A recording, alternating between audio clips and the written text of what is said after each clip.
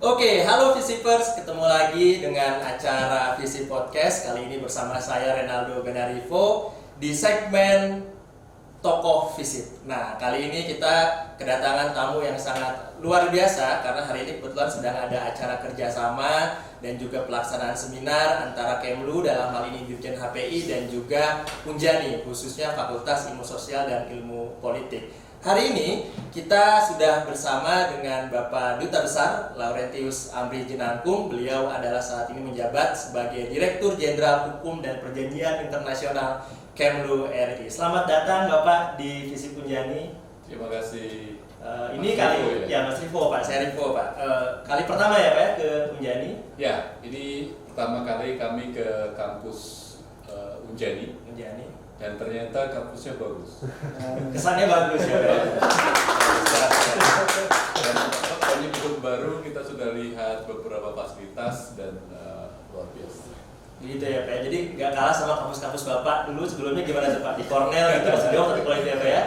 Ya, kalau istilah Pak Rektor tadi kan ada kampus negara berkembang, masih bangunan lama dan sebagainya. Terus kemudian ada kampus yang sudah mencerminkan pembangunan yang sudah negara maju gitu kan, gedungnya baru, fasilitas baru dan sebagainya. Oke, Bapak, kita ingin sedikit lebih bicara personal di awal nih Pak. Bapak lahir di Jakarta ya Pak ya? Di Pulau Jogo, betul, di Jogja.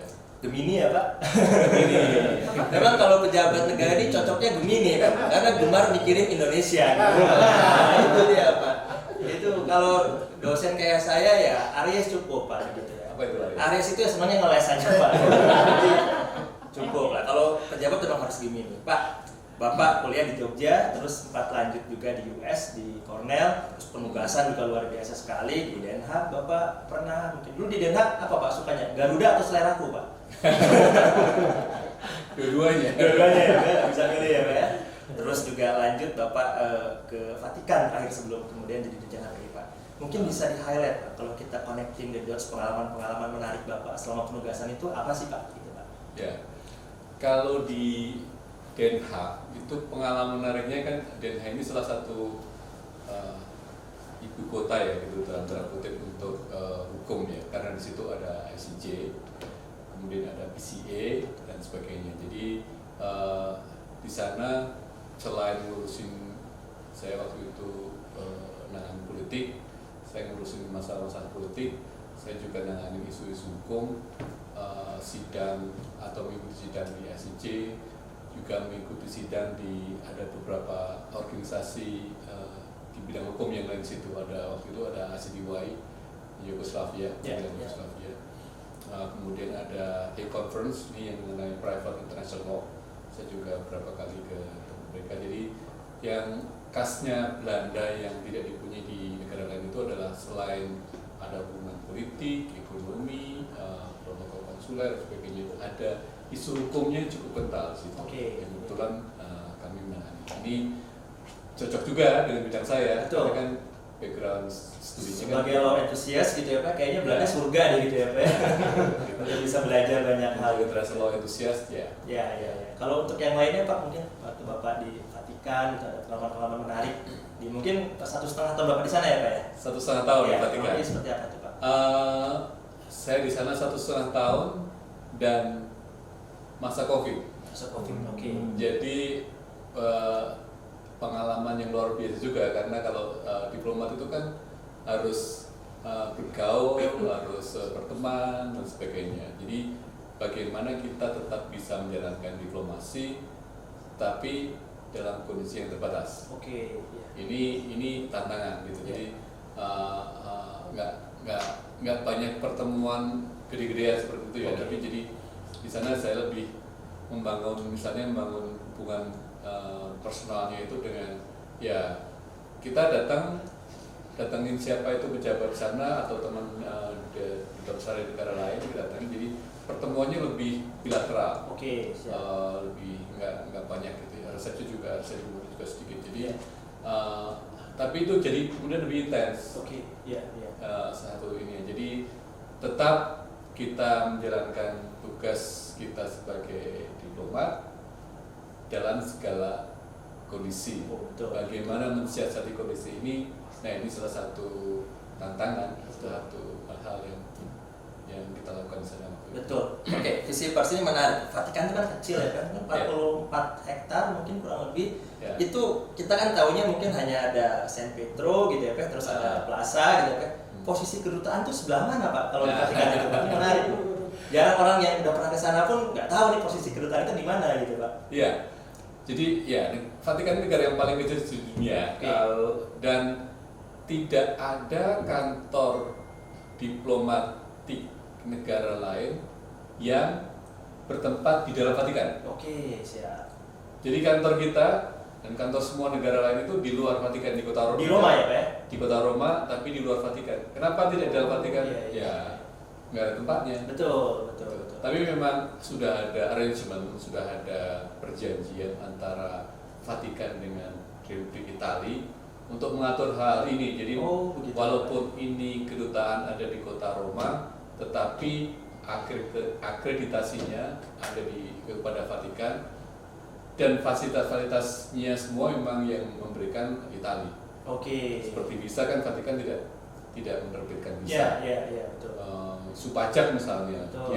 kita kan hidupnya di luar kota, di luar Vatikan, jadi betul. isu pajaknya dengan Italia dan sebagainya. Jadi Betul. memang sudah ada pengaturan. Sudah ada pengaturannya ya, Antara Pak, ya? Vatikan dan Roma dan Italia, Betul. kita mengisi. Iya, karena memang kalau bicara Vatikan ini menarik ya, Pak ya, sangat unik dan memang pun sangat khusus tadi ya, pengaturannya tidak seperti banyak kedutaan lain di negara-negara yang lainnya. Pak, hari ini kita baru saja melaksanakan seminar ya, Pak ya. Tadi sudah Bapak buka, harusnya tadi Pak Sekjen bisa membuka, tapi beliau mungkin berhalangan untuk hari ini. Tanggapannya, Pak? Beliau menutup nanti. Belum menutup nanti, betul. Nanti beliau yang akan menutup, memberikan closing remarks di akhir gitu, Bapak ya.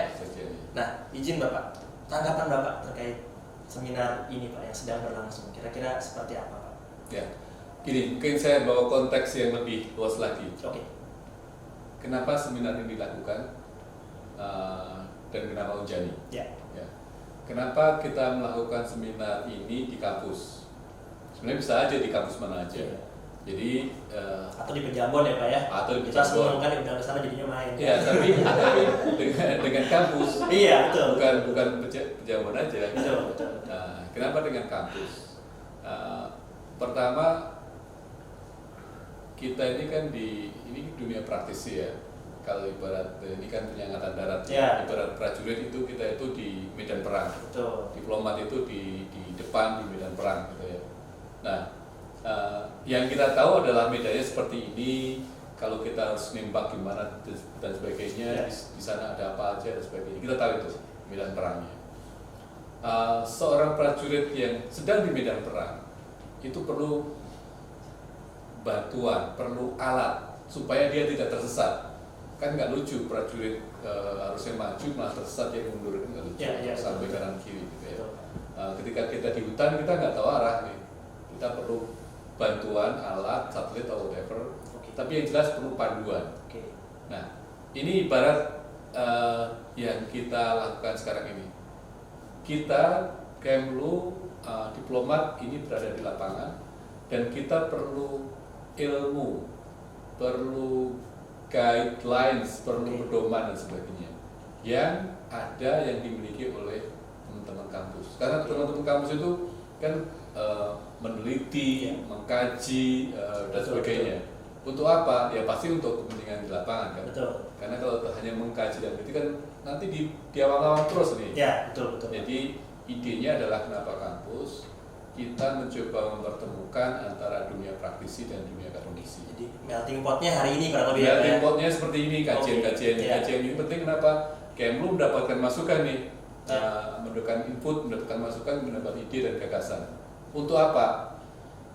Karena khusus cyber security ini sekarang ini sedang berlangsung satu proses di PBB untuk membuat konvensi mengenai keamanan cyber. Kemlu menjadi salah satu yang menjadi yang di depan ya kalau konvensi ini. Delegasinya memang terkait, tapi kita di depan. Kemudian bulan Januari nanti itu akan ada sidang yang keempat rencananya 6 kali sidang. Oke. Kalau bisa sepakati 6 kali sidang diketok tuh konvensinya. Oke. Nah, untuk persiapan sidang ini kita buat acara-acara dengan kampus seperti ini untuk mendapatkan ide, gagasan, Iya. dan sebagainya. Iya.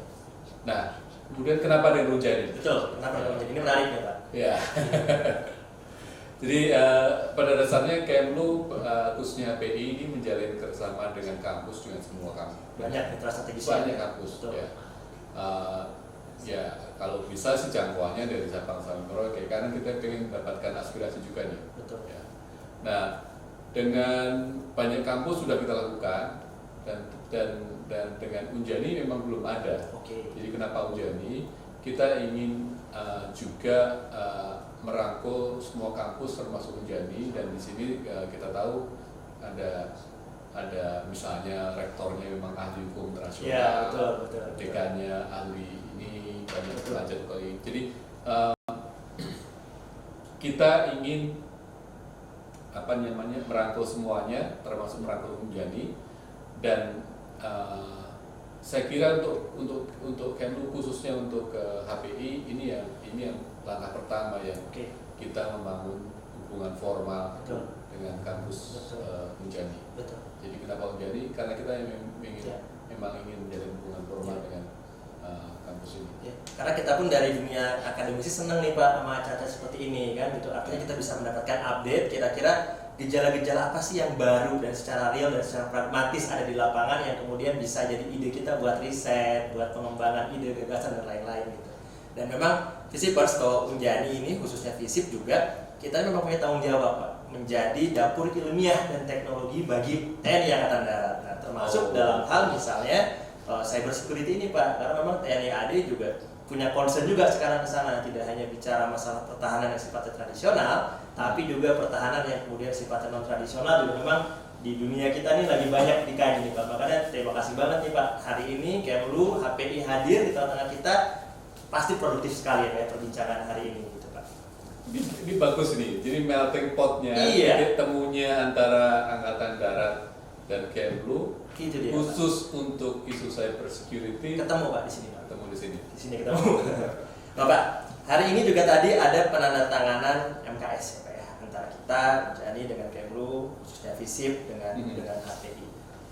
Apa Pak kira-kira prospek ke depan ataupun misalnya rasionalisasi nanti dari kerjasamanya itu Pak? Apa yang kemudian manfaat yang didapat oleh misalnya mahasiswa kita Pak, atau misalnya dosen-dosen kita Pak, atau misalnya nanti ada kegiatan-kegiatan bersama apa lagi yang mungkin secara prospektif bisa dilakukan ke depan gitu. Ya, saya kira banyak hal yang bisa kita lakukan. Tadi menyambung yang saya sampaikan, kita di lapangan, kemudian akademisi di atas sini ya. Nah, hal konkret apa yang kita lakukan? Misalnya, ketika kita di lapangan atau HPI itu kita punya expert juga sebenarnya, expert di bidang hukum karena HPI ini kan menangani semua isu perjanjian internasional, semua isu hukum internasional. Kita punya expert di bidang misalnya free trade agreement, kita punya expert di bidang climate change, kita punya legal expert law of the sea, law of treaty dan sebagainya. Ini yang kita bisa bawa ke kampus dengan program misalnya praktisi mengajar. Sekarang ini ada perkembangan apa sih?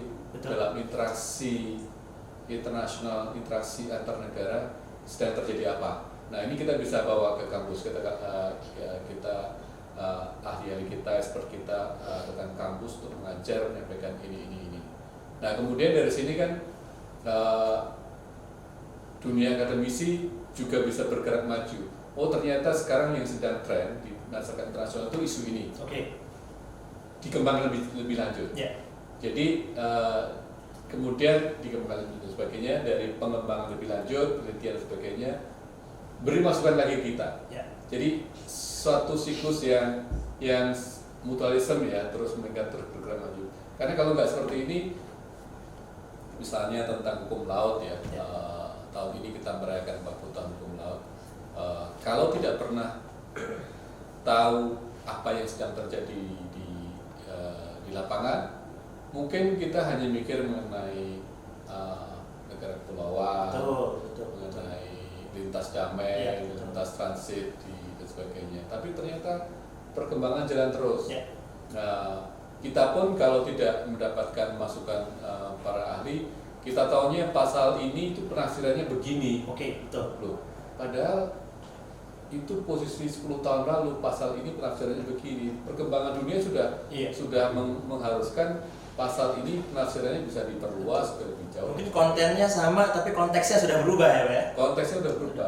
Karena itu memang dunia akademisi dan dunia praktisi ini harus ketemu. Iya, betul. Kalau nggak ketemu, ya masing-masing jalan sendiri. Kampus meneliti mengenai apa, yang diperlukan di lapangan mengenai apa. Betul. At the end of the day, yaitu kita ngomongnya untuk mengenai terus di dunia praktisi. Nggak nyambung dengan atau nggak dapatkan masukan dari dunia kampus. Ya. Atau kampus meneliti mengenai apa, yang kemudian implementasinya gimana di lapangan. Ya, betul. Nggak nyambung. Jadi Ya. pertemuan antara praktisi dan akademisi menurut saya. Apalagi ide itu kemudian didukung oleh program-program ataupun kebijakan-kebijakan dari kampus Merdeka ya. Di mana tadi ada program praktisi mengajar. Memang dari HPI ini sudah banyak Pak yang mengajar di divisi Punjani, baik itu misalnya dalam kegiatan-kegiatan kuliah umum itu sudah sering kita. Makanya senang sekali kalau hari ini kita bisa punya kerjasama yang bisa lebih ke depannya prospektif begitu ya Pak. Itu tentu mahasiswa kita senang banget Pak, karena mereka akan dapat banyak perspektif ya Pak, ketika misalnya dihadapkan dengan sebuah isu ya Pak, dengan sebuah persoalan ya Pak ya. Siap. Jadi, semoga itu nanti bisa direalisasikan ya. Amin. Selain praktisi belajar, magang dan sebagainya, betul. nanti kita bisa implementasikan. Secara praktikal tadi Pak Dirjen udah singgung sebetulnya bahwa nanti di bulan Januari akan ada convention yang memang menuntut kita harus memberikan sumbangsi ide gagasan ya. Tapi selain itu Pak, hal apa sih yang kemudian membuat Kemlu, khususnya HPI, akhirnya harus menaruh concern kepada isu keamanan di bidang cyber ini gitu Pak? Seperti apa memang Pak update fenomena yang terjadi yang kemungkinan bisa mengganggu keamanan nasional negara kita ini seperti apa Pak secara real praktiknya di lapangan? Iya, begini, kalau kita lihat perkembangan terakhir ini kan ada keperluan ya, ada kepentingan kita bersama lah mengenai keamanan cyber. Kemarin itu ada yang dihack, kemudian data-data kemudian dicuri dan sebagainya. Ini kan kejadian yang gimana ya, seharusnya tidak terjadi kalau tidak siap. Itu yang pertama. Yang kedua, kemudian isu besarnya adalah bagaimana mencegah supaya ini tidak terjadi lagi. Karena kejahatan cyber ini begitu ditanggulangi, dicegah dan sebagainya, pasti mereka akan mencari cara yang lain. Betul. Kalau di dalam pelajaran ilmu hukum itu ada Hume yang bilang biasanya ketentuan hukum itu sering ketinggalan. Ada fenomena ini kejadian dulu, kita buat hukumnya, hukumnya berjalan begini. Kemudian ketika hukum ini sudah mapan, fenomena baru muncul. Fenomena lebih cepat ya Pak ya? Lebih cepat lagi, apalagi namanya kejahatan transnasional itu kan selalu mereka mencari celah yang baru terus. Nah kemudian Kemlu dalam hal ini kontribusi kita dalam hal ini adalah dalam konteks diplomasi internasional. Nah kita pengen berkontribusi positif tentunya untuk isu-isu ini. Sebenarnya sudah banyak yang kita lakukan. Jadi ada berbagai perjanjian bilateral antara Indonesia dengan negara-negara tertentu, negara-negara tetangga di sekitar kita. Dalam bidang cyber ini ya Pak? Ya, khusus dalam bidang cyber, termasuk dengan negara-negara seperti Amerika, bahkan dengan Rusia misalnya. Kita sudah punya perjanjian bilateralnya. Nah, ini kita yang mengawal pembuatan bersamanya ini, dan kita juga mengawal mestinya dengan kementerian teknis terkait yang punya bidangnya untuk bagaimana mengimplementasikan. Karena kalau sudah ada bersama ini, kalau ada apa-apa ya harusnya semua udah lebih lancar. Tinggal telepon ini ada masalah ini bagaimana gitu. Ada pertemuan reguler yang diselenggarakan melalui konteks bersama ini. Nah itu di tingkat bilateral. Kemudian di tingkat multilateral yang tadi saya ceritakan dalam konteks PBB ini sedang ada gawe tingkat internasional. Karena memang concern semua orang untuk membuat satu konvensi mengenai keamanan cyber. Jadi kenapa Kemlu, ngapain Kemlu urusan ini? Karena memang ada forumnya di mana kita harus mengisi di tingkat multilateral maupun di tingkat bilateral. Dan kita kan bagian dari pemerintah ya. Betul. Semua efforts ini harus dukung semua. Betul. Semua efforts untuk masalah.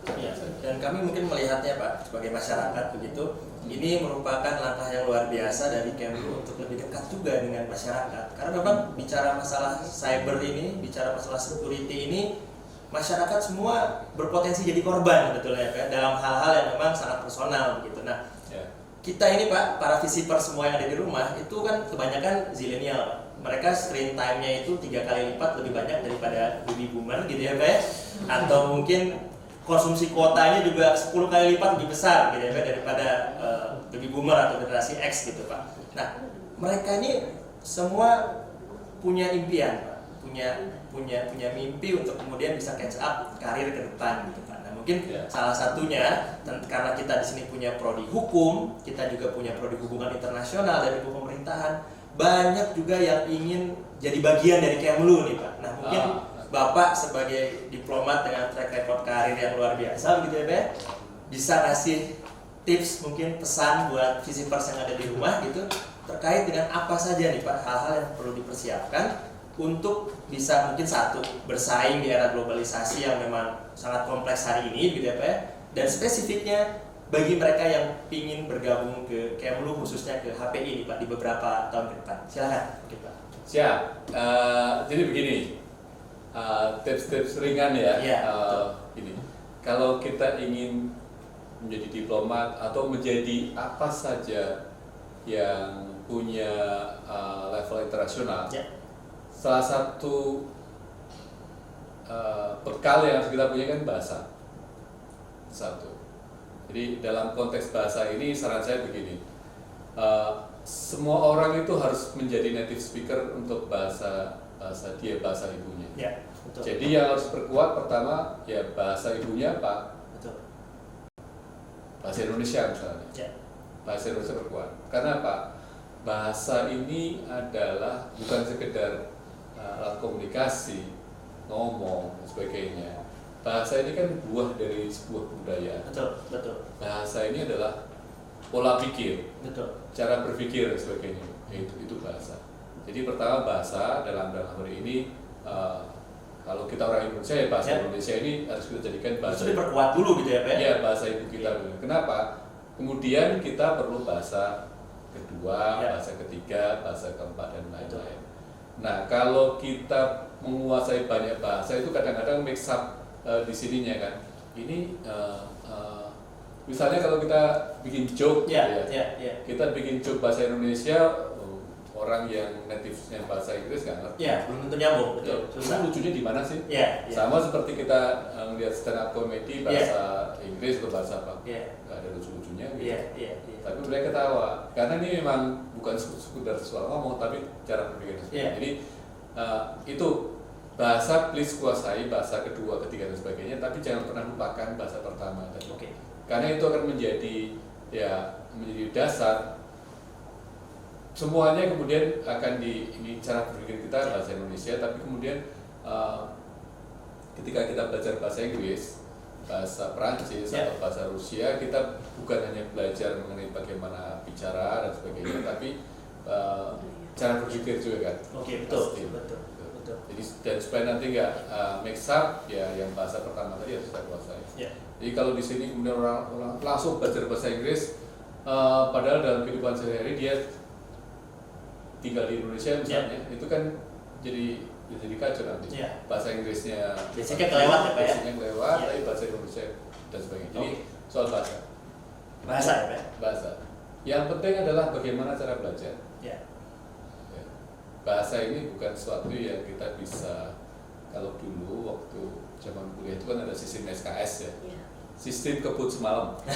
Besok belajar itu ujian apa, malam ini saya baca semua. Ini kalau bahasa nggak bisa gitu ya? Kalau bahasa nggak bisa. Iya. Dan belajarnya jangan dalam kondisi tekanan. Harus ini harus itu. Belajarnya harus dalam kondisi rileks, Betul. santai. Itu lebih bisa belajar. Caranya apa? Biasakan aja misalnya setiap hari begitu bangun pagi atau apa baca, cek medsos dan sebagainya. Tapi upayakanlah bisa lihat media internasional, satu atau dua artikel kita baca. Santai gitu kan. Jadi mengekspos diri dengan bahasa-bahasa lain ya, Pak ya. Apalagi kalau media itu kan kita bisa ngerti, bukan hanya grammarnya, tapi ungkapannya ini, istilahnya ini dan sebagainya.